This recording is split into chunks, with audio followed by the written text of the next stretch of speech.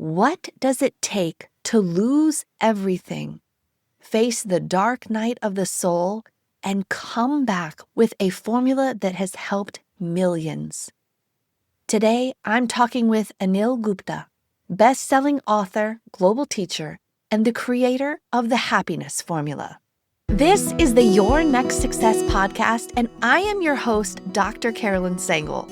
I am a life-first career coach and strategist on a mission to normalize questioning your career, because I believe each of us is made on purpose for a purpose only we can fulfill.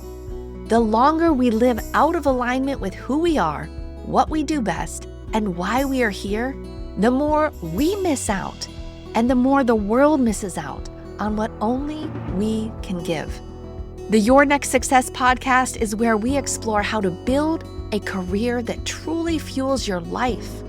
We talk about self-discovery, smart job search strategies, professional growth, and you will hear stories from people who have navigated big career transitions themselves, so you can create a life-first career and become your own version of authentic success, one that is aligned, meaningful, and truly yours. Anil Gupta is an internationally recognized teacher, speaker, and mentor whose work has reached audiences on 4 continents.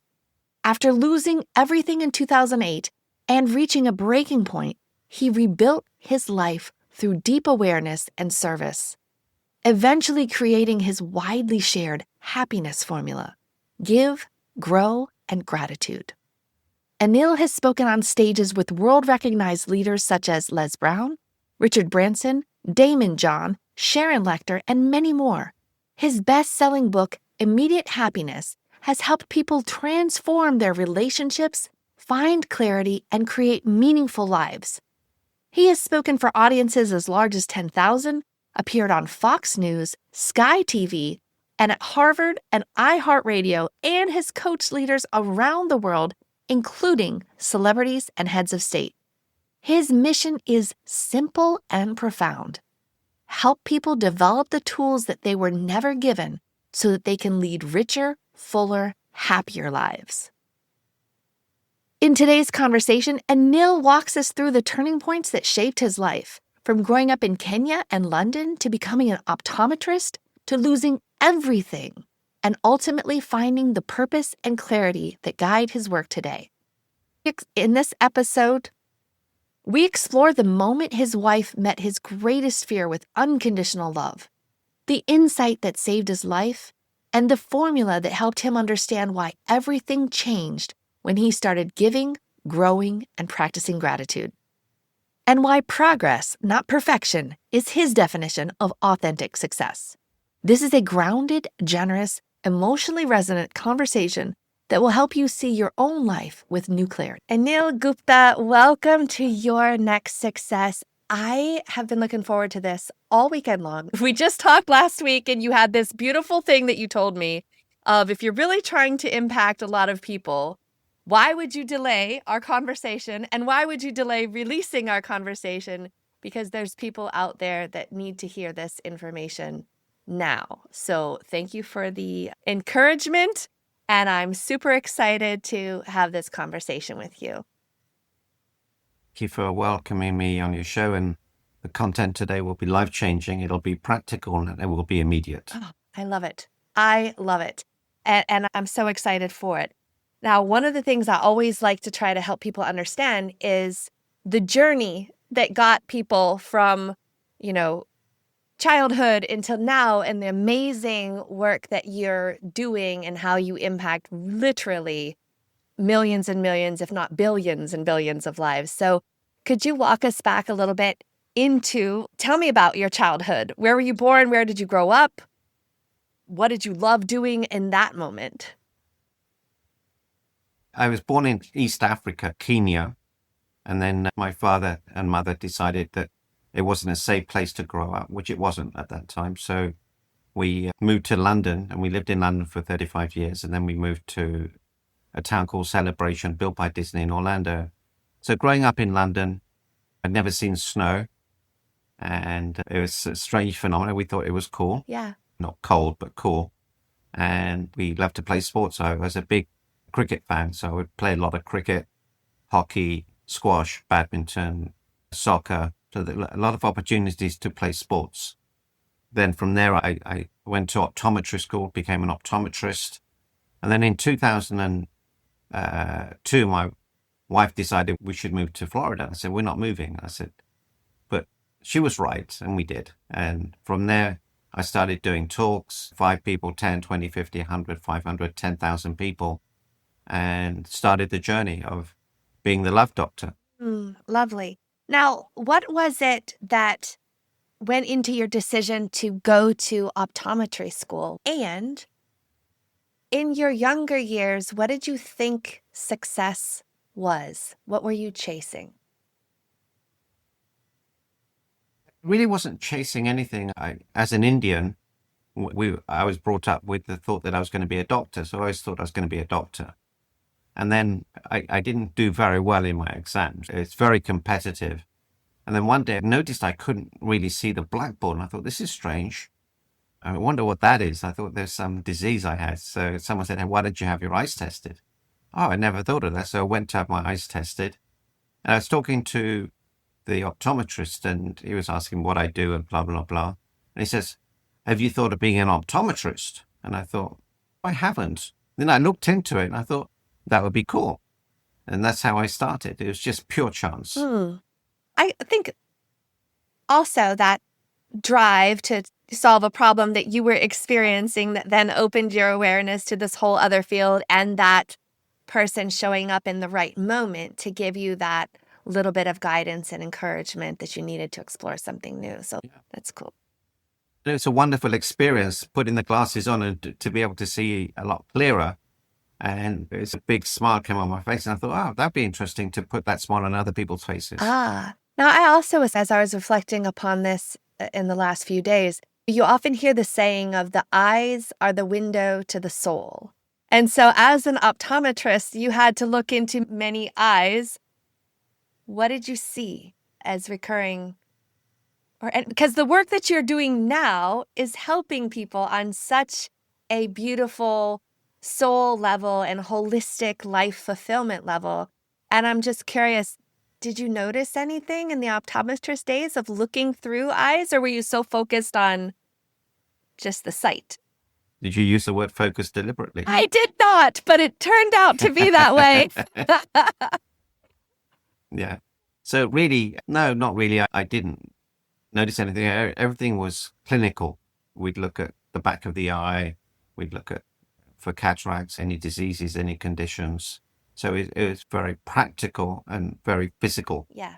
But there was very little emotion in it. And that's how I started doing what I did, because people would tell me their problems at the end of the exam. I don't know why.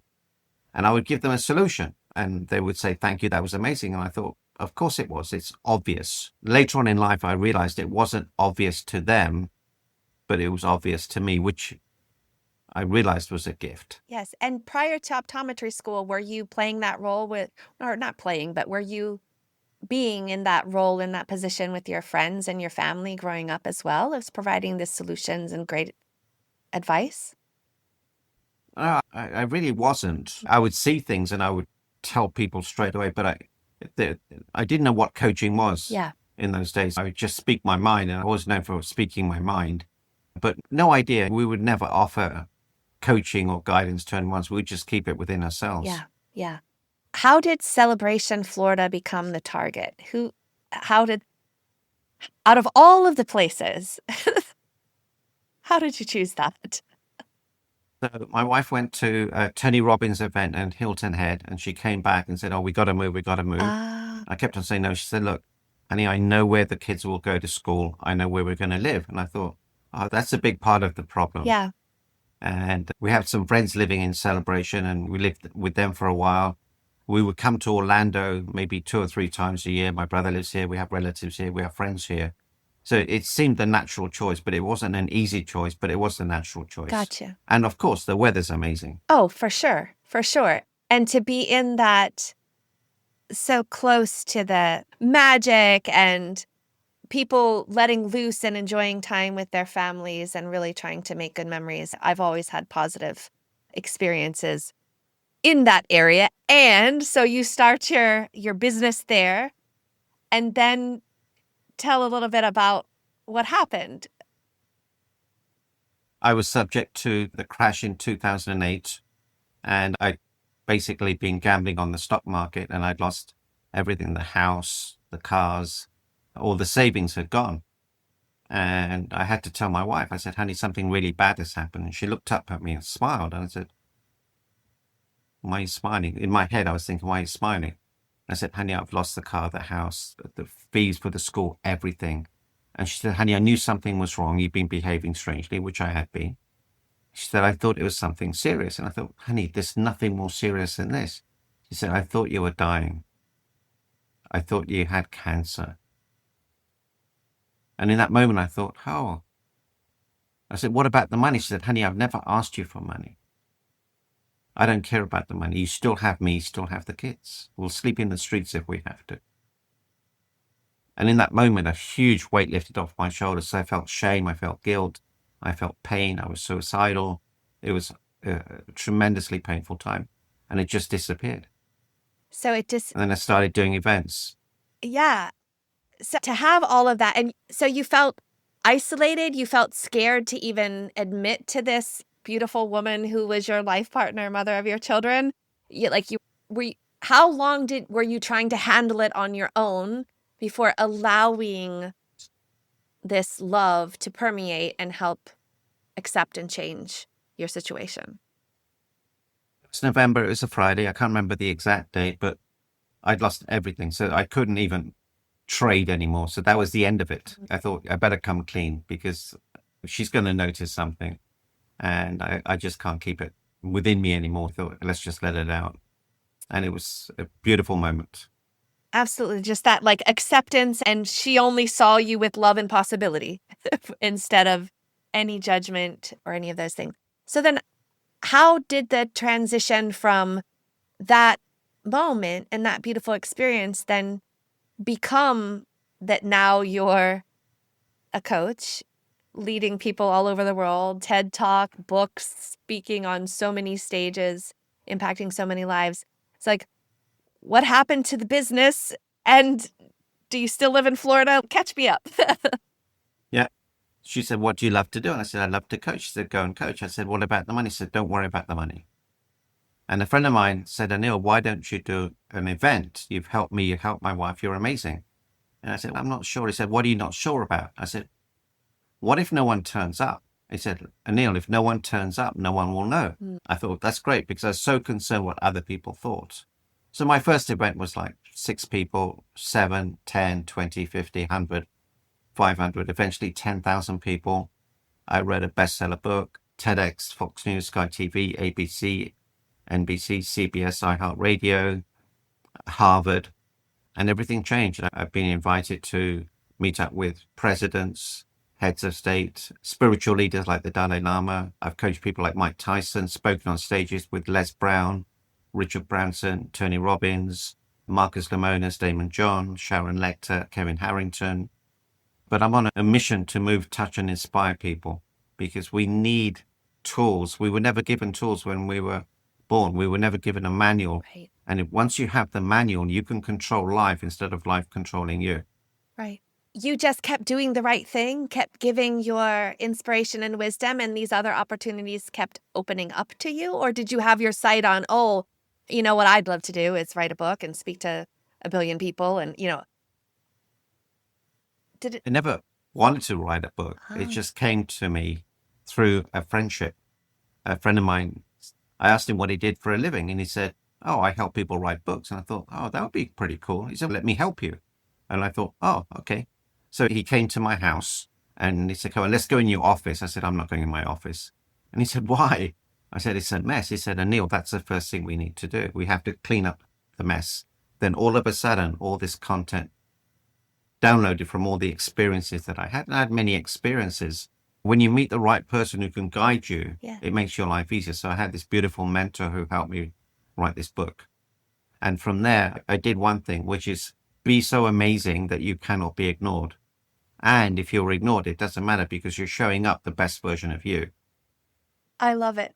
I love it. I love it. Okay, so you had a mentor. You're listening to this possibility that's opening up in front of you. Then you cleared your physical environment to allow this clarity to come through, and you were able to then release this book. Okay, so tell us, and you've written many books or just that book? 'Cause I think you've done so much, Anil. Only 3. Yeah, okay, Yeah, 3. only 3. 3 books. All right. Yeah. But Yes. that book was on my desk for a year. I'm thinking, who am I to write a book? It's got grammatical errors. It's got probably spelling mistakes. But then someone said this to me, Anil, would this book help someone? I said, absolutely. Every day you delay, someone is being hurt. So I published it. And that book was the happiness formula? It's called Immediate Happiness. Immediate. That's the name of the book. Immediate. And so I do want people to buy the book and tell us a little bit more about it. It's a manual on human behavior, why we get upset. Forgiveness is the express pathway to freedom. The past does not equal the future. Expectations. The more expectations you have in life, the more painful your life will be. So it's a manual so that you can control life instead of life controlling you. We were never given a manual. We learn from our parents, and they're not necessarily the best people to learn from. Amen to that. Not speaking of my own parents, I'm speaking of me with my children. I felt, man, if I could only start over now, and I can from this vantage point forward, but boy, if I knew then what I know now, they would be much better people. So And how old are your kids? they are 16 and 19 at this moment. Okay. So if you get the kids on a one-to-one, ask them this one question. What could I do to be a better mother to you? What's one behavior, only one, that you would like me to change? Okay. See what they say. Okay. And then we'll work on that. What? Mum, I wish you would do this. Oh, really? Oh, I would love to do that. Lovely. Now, you talk a lot about choosing the right relationship, choosing the right partner, asking lots of questions ahead of time and being very discerning. And I'm curious, how does that translate and apply to work? Where, of course, in an interview, you get to have that dialogue and kind of try to make the best data-driven decision. And then when you're plopped in the middle of a team on a project and you didn't get to choose all of those people, how do you show up authentically and do your best to work with everyone? Well, you know the answer. Be so amazing you cannot be ignored. They just show up the best version of you, and then life will take you on a beautiful journey. And do not give your power away. Do not be concerned what other people think of you. Yes, yes. And if you find yourself surrounded by people who don't see your amazingness and awesomeness, then go ahead and plan to work somewhere different over time, or? Well, always, the number one rule is awareness. Yes. Have awareness, which gives you clarity. Clarity gives you focus. Focus gives you action. Action gives you results. Results gives you momentum. And momentum gives you everything. So if you're aware that your work environment isn't conducive to you being the best version of you, start looking around. Because if you don't look around, you're going to be there another 20 years and then you look back and say, oh my God, what happened? Yes. So or ABCD, always be collecting data. Look around, see what's available. Are you in the right profession? Are you in the right job? Are you in the right position? Are you right industry? So ask yourself quality questions. Yes. And you'll get quality answers. Yes. And I think I'm giving yourself the patience to just explore what comes up, right? Like you're saying, the awareness. Yeah. And be patient. There's no rush. There's nowhere to get to. And be discerning on who you spend time with, who your friends are. Because you are the sum of the people you spend time with. So if you've got great people surrounding you, they will elevate you. Yes. If you don't, they will take you down. How do you go about transitions and years or days and trying to discern, okay, what you want to do, how you want to be? Or is it just constantly every day you wake up and I'm going to be so amazing? That's it. Yeah. Be so amazing you cannot be ignored. And say yes. When someone invites you to speak, say yes. If someone invites you to do something that's uncomfortable, say yes. Because that will make you grow.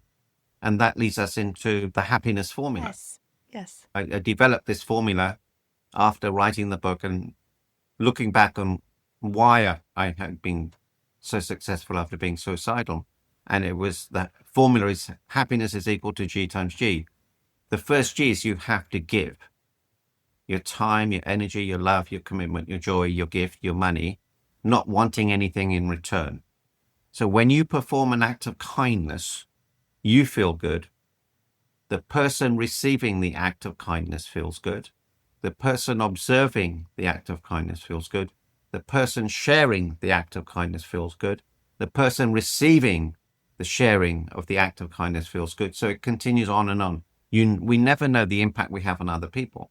So give.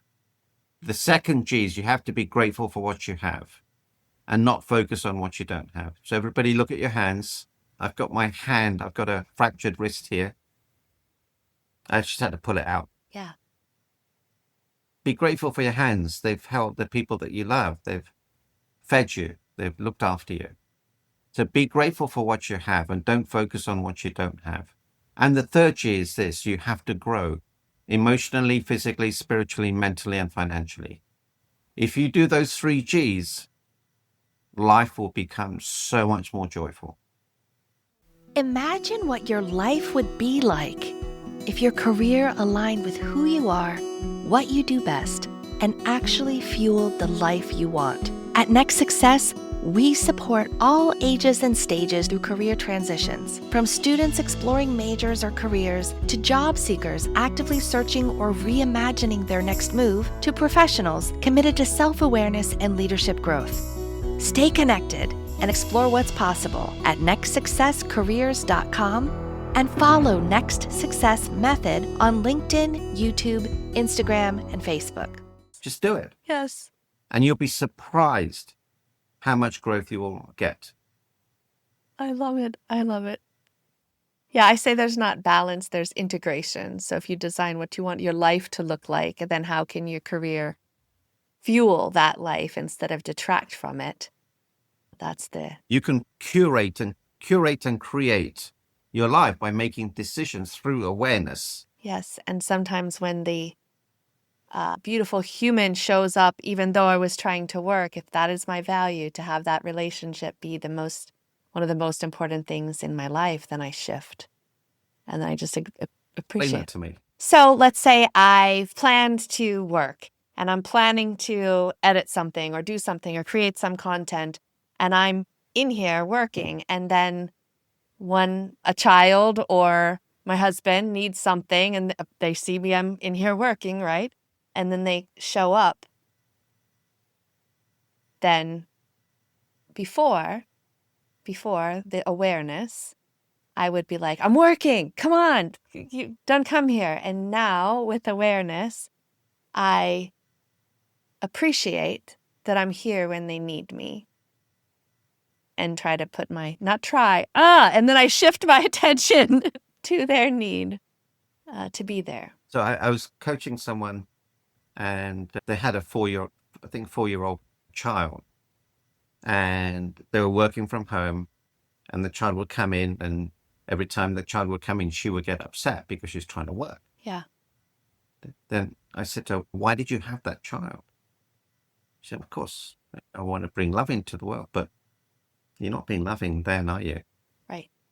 Then she slowed down. I said, what if every time your son comes in, it's an opportunity for you to take a break? Yeah. That's beautiful. It's same situation, but reframe it. If you look at it in a different way. So I have this rule. If my office door is closed, you do not disturb me. I'm filming, I'm on a podcast, or I'm with a client. Okay. So you could have the same rule. Anytime that the door is closed, you could even have a do not disturb sign. Yeah.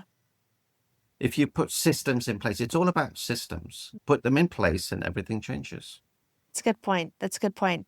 Because I'm thinking of when people are at work and they hadn't defined what they really wanted for their life, and they just become whatever the work needed. The mission, the vision, the values of here's what you need to do to get a raise, possibly, and here's what you can try to do to get a promotion. And then they become all of those things, and they start feeling this tug and this maybe not alignment, and definitely stress, whether that's showing up physically in their body or in their relationships or in numbing behaviors and all of that. They hadn't put a system in place to enjoy their life, to have that happiness holistically and be able to. We tend to be more giving at work, but the reason we have upsets with families, we have more rules for them. They should understand. I've told them a million times, why don't they listen to me? I don't feel heard. I don't feel listened to. I don't feel respected. I don't feel honored. I don't feel loved. How many times do I have to explain to him? Yeah. So that's the problem. Yeah.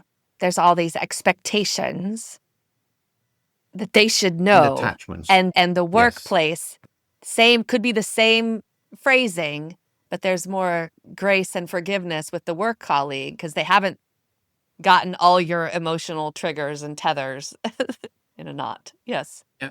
You don't have the expectations and you have the same attachments. That's why at Christmas, Easter, and Thanksgiving, it's the most stressful time because so many people have expectations of all the relatives that are coming in. They're inviting relatives they don't care about Yeah. just to feel good about it. But don't do that. Right. Yeah. How many more Thanksgiving dinners do you have? What if this was your last one? Would you invite them? It's a hell no. Don't do it. Yes. Yes. Yeah, we went through a period of having, which was quite lovely when my husband was going to get his MBA. He's so welcoming and inclusive. We had 75 people over to our house for 2 consecutive years for that program. And I was in such a control freak phase. I made the entire American Thanksgiving dinner and an entire Indian holiday meal all by myself, not allowing people to help me because I'm trying to do it all. And everybody else had a lovely experience. And I did not because I didn't allow myself to that. Now, fast forward to this year, I outsourced many food items to Whole Foods, picked it up, enjoyed time with my beautiful sister-in-law, her family, their kids, some of their friends, and my in-laws. And we connected as people and just enjoyed and had a really fun time. We also had food, but that wasn't the focus. It wasn't the food. It was just the enjoying the day. It was a relaxed pace. I asked for help. People gladly gave help, and we all had a beautiful teamwork together. It wasn't something that you would post in a magazine or post on any social media, and we had a lovely time just playing games and enjoying. So that was definitely something you have to let go in order to let in the beauty of the relationships and the people. That was definitely. But you shared a very important distinction. See, a lot of people are giving, but they're not receiving. You have to learn to receive because when you don't receive, you're denying someone else the act of giving. Yes. Yeah. And so many times, how many times people do come over and go, can I help with anything? Can I help with anything? Now, meanwhile, Yes. I will not come ever exhaust the list of things my kids could help with or my husband could help with. So just allowing the others to have that. That's beautiful. So do you have chores for the kids? They have expectations. There was a time I had a whole binder. During COVID, I made a checklist for the entire house, multiple pages, training, checklist, follow up. And then each person had 3 rooms that they had to do in a week in their own timeline. Now, there are still expectations, but it's no longer so rigid. I'm no longer so rigid that it has to be on when I think it needed to be done. So it'll be like, hey, your laundry is done. Please put it away before 10 p.m. this evening. I need the basket. That kind of a that kind of a thing. The grass is long. Let's find a time that we can get that done. Because they have their own school responsibilities. They have some social life things that they want to do. So it doesn't have to be, it needs done, but I no longer have to try to control everybody's timing, if that makes sense. So do you have daily practices that you, aside from waking up and trying to be the most amazing person ever, what is your self-care? What is your routine for being able to make that possible? Every morning I play 3 hours of pickleball Oh, from 6 till 9. yeah. Then I have coaching calls, content, podcasts like this, serving people, chilling, playing cards with my wife, going for a walk, getting some sun, 2, 5, 10 minutes a day in the sun, just chilling, helping, serving. That's the number one thing, is to serve other people. Are your kids all grown up and out of the house these days, or how often do you get to see them? They're not grown up. They're 32 and 34, but they're not grown up. My son lives with us occasionally. Nice. My daughter lives in Detroit, which is cold, Yes. very cold. Oh, And she has a beautiful grandson, so he keeps us filled with love. And, we live in this beautiful town called Celebration. It's like the Truman Show. yeah. It's probably the happiest place on earth. That's beautiful. That's beautiful.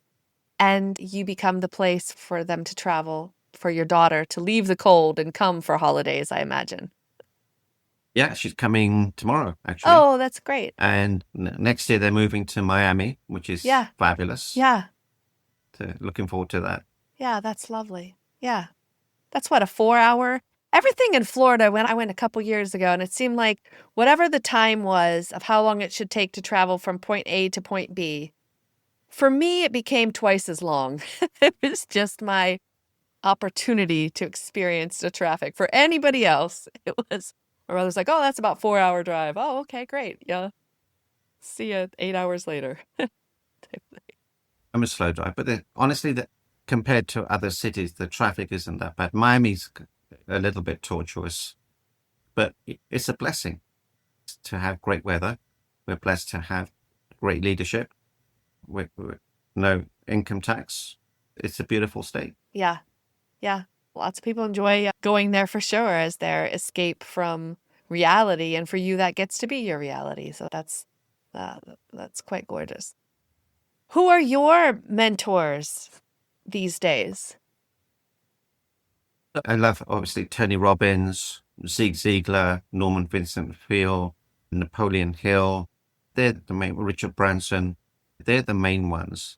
And then just reading books like Think and Grow Rich, Yep. listening to podcast motivational videos.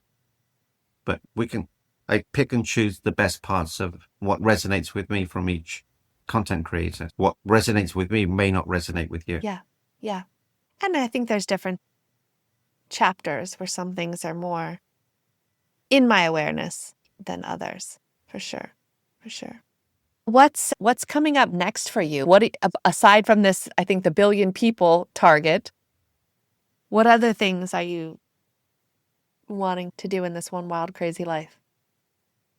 I'm launching an online program, How to Find Your Ideal Partner Without Dating. It's called the Smart Select System. See, a lot of people don't know how to find the right partner. They have 6 or 7 relationships before they get married. Each and every one has failed. So why do they think the 7th or 8th one is going to work? This system gives you a 95% success rate.